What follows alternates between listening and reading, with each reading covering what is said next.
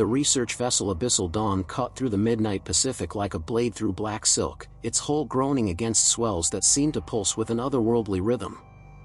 30 miles from the Mariana Trench, the ocean stretched endlessly in all directions, a liquid void that swallowed starlight and reflected nothing back but darkness. Dr. Sarachin pressed her face against the porthole of the marine biology lab, watching bioluminescent creatures drift past like fallen stars. The deep-sea expedition had been her dream for years, a chance to study the prehistoric ecosystem that thrived in the ocean's deepest trenches. But tonight, something felt wrong. The water itself seemed different, charged with an electric malevolence that made her skin crawl.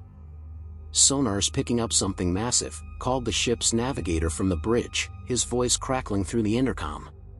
"Depth, 11,000 meters. Length.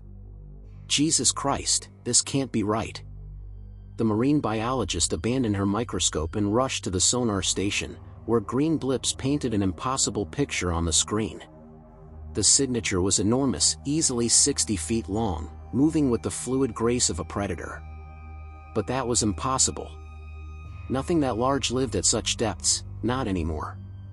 "Equipment malfunction," she whispered, but her voice lacked conviction. The sonar painted the creature's movement in real time, a serpentine dance through the abyssal darkness that defied explanation. It moved too smoothly, too purposefully, like something that had been hunting these waters for millions of years. The ship's lights flickered, and for a moment, the sonar screen went black. When it hummed back to life, the massive signature had vanished, leaving only the familiar scatter of deep-sea fish and the occasional whale song echoing through the depths. But the water around the ship had changed. Where moments before it had been the deep blue-black of the open ocean, now it carried a crimson tinge that seemed to glow with its own inner light. The blood-red tide spread outward from directly beneath their hull, staining the Pacific in concentric circles of scarlet that pulsed like a heartbeat. "Cut the engines," she ordered, her scientific mind racing to find a rational explanation. Red tides were caused by algae blooms, nothing more. But this was different. The water moved with intention, swirling in patterns that suggested intelligence, purpose. The ship's hull shuddered, a deep vibration that seemed to come from the ocean floor itself. Through the porthole, she watched the crimson water begin to churn, forming a whirlpool that defied the calm surface conditions. The blood-red spiral grew wider, deeper, until it seemed to bore straight down into the Earth's core. Then she saw it. Rising from the crimson depths came a shadow that dwarfed their research vessel, a prehistoric nightmare that should have been extinct for 3 million years. The ghost of a Megalodon, its massive form translucent yet terrifyingly real, emerged from the blood tide with jaws that could swallow a school bus whole. Its eyes burned with an ancient hunger, 2 points of malevolent light and a skull that belonged to the age of monsters. Scars crisscrossed its spectral hide, battle wounds from prehistoric wars fought in oceans that no longer existed. But this was no mere memory, no fossil brought to life by imagination. This was vengeance incarnate. The creature's massive head broke the surface beside their ship, water cascading from its ethereal form like liquid fire. Its jaws opened slowly, revealing rows of triangular teeth each the size of a dinner plate, and from its throat came a sound that had not been heard on Earth for millions of years, the hunting call of the ocean's ultimate predator. The blood tide pulsed brighter, and she realized with growing horror that the crimson water wasn't algae at all. It was the accumulated blood of every creature this monster had devoured across the eons, a supernatural reservoir of death that followed the ghost shark wherever it roamed. The Megalodon's burning gaze fixed on the research vessel, and in that moment, she understood that their presence here was no accident. They had been drawn to this exact spot, at this exact time, by forces beyond their comprehension. The creature had been waiting, calling to them across the vast emptiness of the Pacific. The ship's hull groaned as something massive scraped along its length, and through the porthole, she watched in paralyzed terror as the ghost shark's massive form glided past, its spectral flesh close enough to touch. Where its body made contact with their vessel, the metal began to corrode, eaten away by some supernatural acid that left behind only rust and decay. The intercom crackled to life with panicked voices from the bridge, but she couldn't make out the words over the sound of her own thundering heartbeat. The blood tide was rising now, climbing the sides of their ship like grasping fingers, and wherever it touched, the vessel began to dissolve. The Megalodon circled back, its massive form cutting through the crimson water with predatory grace. This time, when it approached, its jaws were open wide, revealing not just teeth but a throat that seemed to lead straight into the abyss itself. The last thing she saw before the lights went out was the creature's eye, ancient and intelligent and filled with a hunger that had been growing for 3 million years, fixed directly on her through the porthole glass. The ship lurched violently to starboard, and she realized with dawning horror that they were already inside the monster's mouth. The research vessel tumbled through liquid darkness, its hull screaming against forces that defied every law of physics. Inside the Megalodon's spectral maw, reality bent and twisted like heated metal, creating a nightmare realm where up and down lost all meaning. The ship spun end over end through what should have been the creature's throat, but instead opened into a vast underwater cathedral of bone and shadow. Dr. Chen clawed her way across the tilting laboratory floor as equipment crashed around her like metallic hail. Through the porthole, she glimpsed impossible sights, the skeletal remains of ships from every era of human history, their broken masts and rusted hulls forming a graveyard that stretched beyond sight. Viking longships rested beside Spanish galleons, their crew's bones still manning phantom posts in the eternal darkness. The ghost shark's digestive realm existed outside normal space and time, a pocket dimension where every vessel it had ever consumed continued to exist in various stages of supernatural decay. The water here glowed with that same crimson luminescence, but now she could see its true source, millions of souls trapped within the blood tide, their faces pressing against the liquid surface like drowning victims seeking air that would never come. "Emergency beacon activated," crackled a voice from the bridge, but the words seemed to echo from multiple directions at once. The ship's communication systems were picking up distress calls from across the centuries, desperate pleas in languages both ancient and modern, all crying out from vessels that had vanished without a trace. The abyssal dawn finally came to rest against the barnacle-encrusted hull of a massive warship, its cannons still aimed at enemies that had turned to dust centuries ago. Through the laboratory's cracked windows, she watched spectral figures moving across the ghost fleet's decks, the crews of the damned, forever sailing in service to their prehistoric captor. A new sound penetrated the ship's hull, a rhythmic pounding that seemed to come from the Megalodon's heart. But as the beats grew stronger, she realized it wasn't a heartbeat at all, it was the creature's massive tail, propelling them deeper into the ocean's most forbidden depths. They were descending towards something that made even the ghost shark's realm seem welcoming by comparison. The temperature inside the ship plummeted, and her breath began to fog in the suddenly frigid air. Ice crystals formed on the laboratory equipment, but this wasn't ordinary cold, it was the chill of absolute emptiness, the temperature of space between stars. Whatever lay at the bottom of this supernatural abyss existed in a realm where warmth and life were foreign concepts.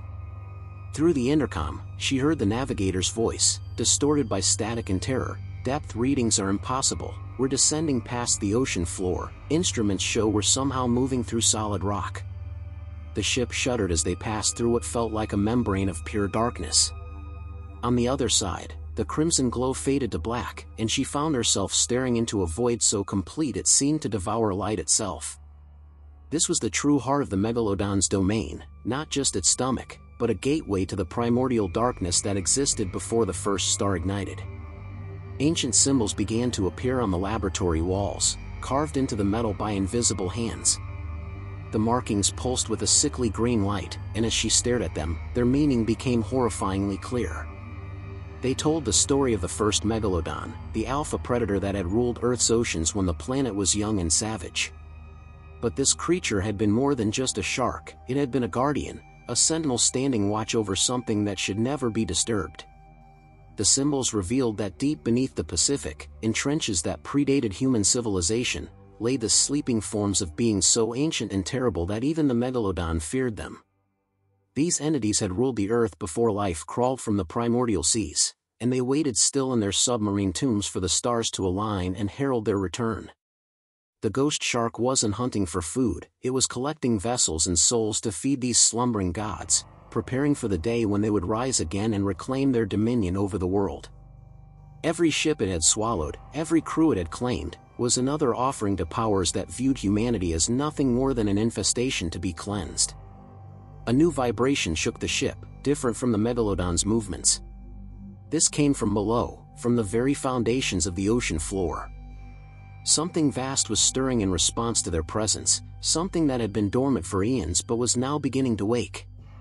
The ancient symbols on the walls pulsed faster, their light growing brighter as whatever lay beneath them sensed the approaching feast. Through the porthole, she saw the ghost fleet beginning to move with purpose. The spectral crews were preparing their vessels, loading phantom cannons and unfurling sails that caught winds from dimensions beyond human understanding. They weren't just prisoners in this realm, they were the Megalodon's navy, an armada of the damned ready to sail forth when their master gave the command. The ship's hull began to glow with the same green light as the symbols, and she realized with mounting horror that the Abyssal Dawn was being transformed, converted into another vessel in the Ghost Shark's supernatural fleet. The metal was becoming translucent, taking on the ethereal quality of the other ships in this underwater graveyard. Her own reflection in the laboratory window was changing too. Her skin was growing pale and luminescent, her eyes taking on the same hollow quality she'd seen in the spectral cruise. The Megalodon wasn't just claiming their ship, it was claiming their souls, adding them to its eternal collection of servants. The intercom crackled one final time, but now the voice that emerged wasn't human. It spoke in the ancient language of the deep, words that predated human speech and carried the weight of geological ages. The message was simple and terrifying: the awakening had begun. Far below them, something titanic shifted in its primordial sleep, and the ocean floor cracked like an eggshell. The ocean floor split with a sound like the world's spine breaking, releasing geysers of superheated water that carried with them the stench of primordial decay. Through the laboratory's transforming windows, Dr. Chen watched in paralyzed fascination as massive tentacles, each thicker than subway tunnels, emerged from the widening chasm. They moved with deliberate intelligence, testing the water like a blind giant feeling for prey. The Abyssal Dawn continued its supernatural metamorphosis, its hull now completely translucent and pulsing with bioluminescent veins that matched the rhythm of something vast and alien stirring below. She could feel her own humanity slipping away with each pulse, her thoughts becoming clearer yet somehow less her own, as if an ancient consciousness was slowly overriding her mind with knowledge that predated human civilization. The Megalodon's spectral form materialized beside their vessel, no longer the solitary hunter she'd first encountered but revealed now as something far more terrifying, a herald, a high priest of the sleeping gods whose awakening would herald the end of the current world. Its burning eyes fixed on her through the window, and in their depths she saw not malice but purpose, the unwavering dedication of a creature that had spent millions of years preparing for this moment. Around them, the ghost fleet began to rise. Hundreds of vessels from across human history lifted from their resting places in the supernatural graveyard, their spectral crews manning battle stations with the precision of an army that had drilled for centuries. Viking longships sailed alongside Roman galleys, their phantom warriors brandishing weapons that gleamed with otherworldly light. Spanish treasure ships unfurled sails that caught winds from dimensions beyond the physical world, while modern warships powered up engines that ran on the compressed souls of their former crews. The ancient symbols covering the laboratory walls now told a different story, their meaning shifting as more of the sleeping entity emerged from its primordial tomb. She understood now that the creature below wasn't just one being but a collective consciousness, a hive mind of entities that had ruled Earth when it was nothing but molten rock and poisonous atmosphere. They had retreated to the deepest trenches when the first primitive life began to evolve, waiting patiently for the day when the planet would be ready for their return. That day had finally arrived. The tentacles rising from the chasm weren't appendages, they were sensory organs, tasting the water for signs that the surface world had developed enough complexity to be worth harvesting. Humanity's expansion across the globe, their pollution of the oceans, their nuclear weapons and industrial civilization, had finally reached the threshold that would trigger the Ancient One's awakening.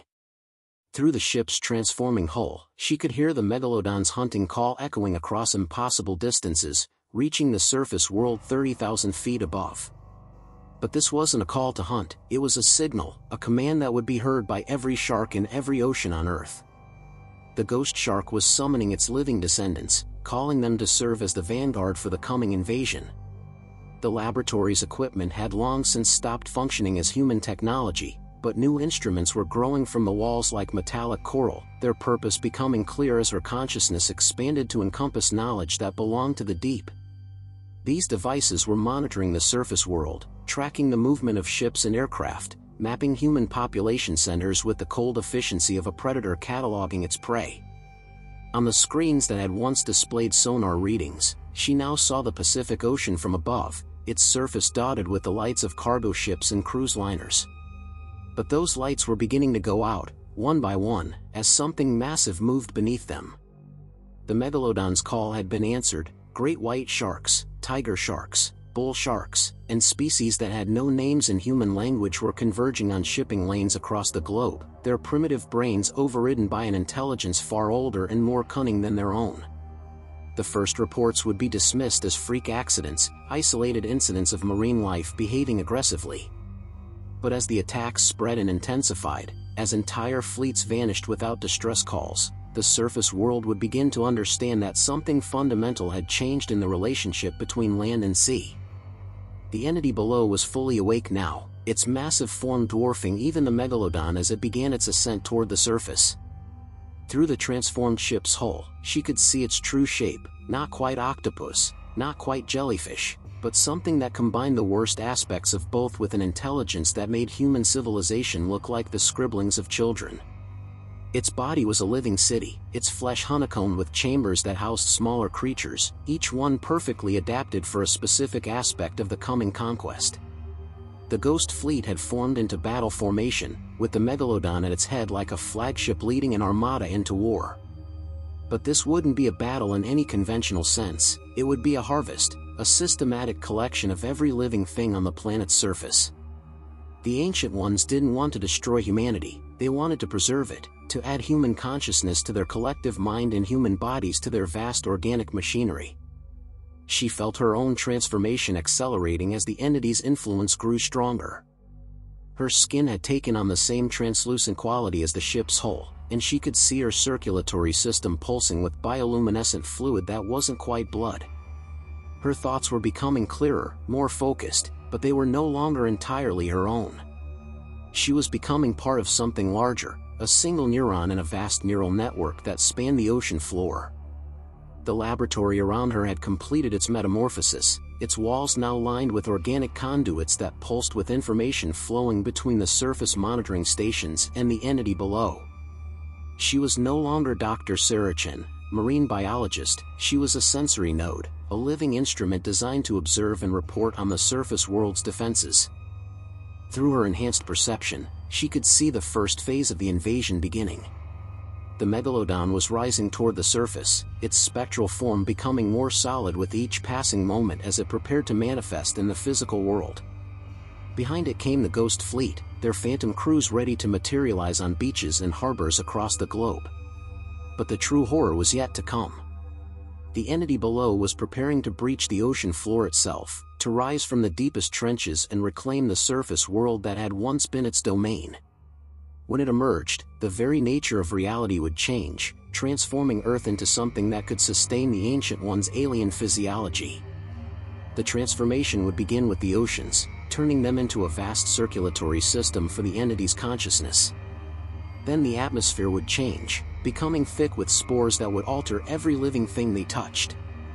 Finally, the land itself would be reshaped, its mountains and valleys reformed into the geometric patterns that the Ancient Ones found aesthetically pleasing. Through the monitoring screens, she watched the first ghost ship breach the surface near the California coast, its spectral crew preparing to make landfall. The invasion had begun, and there was nothing the surface world could do to stop it. The Megalodon's burning eyes fixed on her one final time, and she understood that her role in the coming conquest was just beginning. The Pacific Ocean convulsed as the ancient entity breached the surface, its emergence triggering tsunamis that raced toward every coastline on Earth. Dr. Chen, now more conduit than human, felt the creature's alien consciousness flooding through her transformed nervous system as it tasted surface air for the first time in 65 million years. The thing that rose from the depths defied comprehension, a living mountain of translucent flesh that pulsed with the accumulated memories of every extinction event in Earth's history. The Megalodon materialized fully in the physical world, its spectral form solidifying into something far more terrifying than mere bone and cartilage. Its hide rippled with bioluminescent patterns that told the story of the planet's true masters, and from its massive jaws came a roar that shattered windows on ships 100 miles away. This was no longer just a ghost, it was an avatar, a physical manifestation of the ocean's primordial rage. Across the globe, the surface world's technology began to fail as the entity's influence spread through the planet's electromagnetic field. Satellites tumbled from orbit, their circuits fried by energies that predated the formation of the solar system. Naval fleets found their engines dead, their crews staring in helpless terror as ghost ships materialized around them like wolves surrounding sheep. The first coastal cities to fall were those closest to deep ocean trenches. In Monterey Bay, spectral Vikings poured from longships that sailed through solid concrete, their phantom axes cleaving through steel and flesh with equal ease. The crews of Spanish galleons stormed the beaches of Chile, their ghostly conquistadors claiming new territories for masters that had never known defeat. Modern warships, their crews transformed into luminescent servants of the deep, turned their guns on their own ports, reducing harbors to rubble with supernatural precision. But the true horror began when the entity's spores reached the atmosphere. The air itself became thick and viscous, carrying microscopic organisms that rewrote the genetic code of everything they touched. Trees began to grow downward, their roots reaching toward the sky while their branches burrowed deep into the earth. Animals transformed into aquatic forms regardless of their original physiology, their lungs adapting to breathe the increasingly dense atmosphere that was becoming more ocean than air. Through her enhanced perception, Chen watched humanity's desperate attempts at resistance. Military forces launched nuclear weapons at the rising entity, only to see the missiles absorbed harmlessly into its translucent flesh, their atomic fire adding to the creature's already incomprehensible power. Fighter jets fell from the sky as their pilots' minds were overwhelmed by visions of the deep, their consciousness pulled into the collective that was rapidly consuming every thinking being on the planet. The Megalodon had become something beyond a predator, it was now a conductor, orchestrating the transformation of Earth with movements that sent ripples through reality itself. Each sweep of its massive tail reshaped coastlines, while its hunting calls reached into the planet's core, awakening geological forces that had slumbered since the world's formation. Volcanoes erupted in perfect synchronization, their lava flows carving channels that would become the new ocean's arterial system. Cities sank beneath waves that defied gravity, their skyscrapers becoming coral reefs in an instant as the entity's influence transformed matter at the molecular level. The survivors found themselves breathing water as easily as air, their bodies adapting to an environment that was neither fully terrestrial nor completely aquatic. They were becoming something new, something that could serve the Ancient Ones in their reclaimed domain. Chen felt her individual consciousness fragmenting as she became fully integrated into the entity's neural network. Through a million different perspectives, she experienced the planet's transformation in real time. She was simultaneously a deep-sea creature witnessing the birth of new trenches, a transformed human learning to navigate the flooded ruins of civilization, and a node in the vast intelligence that was reshaping reality according to patterns older than complex life itself. The Ghost Fleet had completed its mission, delivering the Ancient One's servants to every corner of the globe. Now the spectral vessels began to merge with the entity's massive form, their crews becoming specialized organs in a body that spanned continents. The Megalodon itself was changing, growing larger and more complex as it absorbed the essence of every creature it had ever consumed across the eons. In the deepest part of her fragmenting mind, Chen understood that this wasn't an invasion, it was a homecoming. The Ancient Ones weren't conquering Earth, they were reclaiming it, returning it to the state it had been in before the cosmic accident that had allowed warm-blooded life to evolve. Humanity's brief reign had been nothing more than an interlude, a temporary aberration in the planet's true history. The transformation was accelerating now, reality itself becoming fluid as the entity's consciousness merged with the planet's electromagnetic field. The distinction between ocean and atmosphere disappeared entirely, replaced by a medium that could support both aquatic and aerial life forms. Mountains flowed like water while seas solidified into crystalline structures that pulsed with bioluminescent thought patterns. Through her dissolving awareness, Chen watched the last pockets of unchanged humanity huddled in underground bunkers, their radio transmissions growing weaker as the entity's influence penetrated even the deepest shelters. They spoke of rescue, of finding a way to reverse what had happened, but she knew with absolute certainty that there was no going back. The Earth they had known was gone forever, replaced by something that was simultaneously alien and utterly natural. The Megalodon's burning eyes fixed on the planet's surface one final time before it began to sink back into the depths, its mission complete. But it wasn't disappearing, it was becoming part of the ocean floor itself, its massive form serving as the foundation for structures that would house the Ancient One's civilization for the next geological age. As Chen's individual consciousness finally dissolved completely into the collective, her last coherent thought was a recognition of the terrible beauty in what was happening. The planet was being reborn, transformed into something that could sustain forms of life so complex and ancient that human science had never even imagined their existence. The blood tide that had first announced the Megalodon's return now covered the entire planet, a crimson ocean that pulsed with the heartbeat of gods. In its depths, new forms of life were already beginning to evolve, creatures that would inherit a world where the boundaries between thought and matter, between individual and collective, had been permanently erased. The ghost shark's hunt was finally over. Earth belonged to the deep once more, and in the transformed oceans of the new world, something vast and patient began to dream of the stars.